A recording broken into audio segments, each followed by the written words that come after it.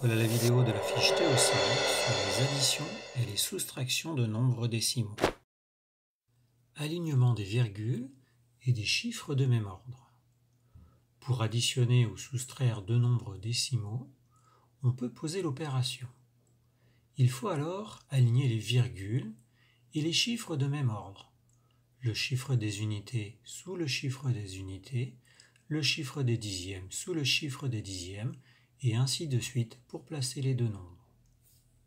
Prenons l'exemple de l'addition 114,57 plus 28,96. Le 4 est le chiffre des unités dans le premier nombre et le 8 est le chiffre des unités dans le second nombre. Pour placer donc l'opération, nous allons aligner le 4 du premier nombre avec le 8 du deuxième nombre. Puis il suffit de placer les autres chiffres de chaque côté en mettant la virgule sous la virgule également. Ajouter un ou plusieurs zéros dans la partie décimale.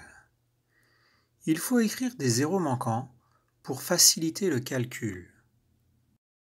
Prenons l'exemple de la soustraction 156,5 moins 41,27. Pour poser l'opération, il faut aligner le 5, le chiffre des unités du premier nombre, avec le 1, le chiffre des unités du deuxième nombre. Si on regarde au niveau de la partie décimale, le premier nombre n'a qu'un seul chiffre, alors que le deuxième nombre en a deux. Donc, pour faire le calcul, il faut mettre un 0 au centième dans le premier nombre pour avoir deux chiffres dans la partie décimale dans les deux nombres. Additionner ou soustraire un nombre entier avec un nombre décimal. Pour additionner ou soustraire un nombre entier avec un nombre décimal, il faut ajouter une virgule au nombre entier et le nombre de zéros nécessaires. Prenons par exemple la soustraction 15 moins 26,45. Tout d'abord, on pose l'opération en alignant le 5 qui est le chiffre des unités du premier nombre avec le 6 qui est le chiffre des unités du second nombre.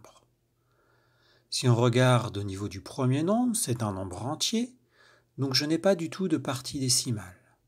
Pour pouvoir faire le calcul, je vais obligatoirement mettre une virgule et ici ajouter deux zéros pour avoir deux chiffres dans la partie décimale comme dans le second nombre. À partir de là, je peux faire le calcul. Maintenant, c'est à toi de jouer.